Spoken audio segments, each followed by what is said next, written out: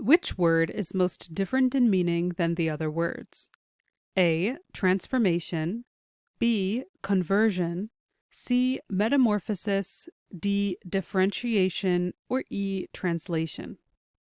Taking a look at our choices, we can see that a common theme is a form of change.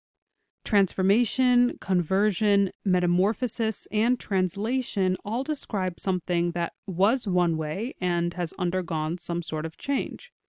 Differentiation is the word that stands out, although it is tricky because it would be easy to say that there is a differentiation between the old version and the new version of something that's undergone a form of change.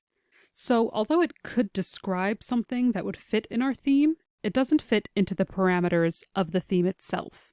And therefore D, differentiation, can be marked as our final answer as it's most different in meaning than the other words.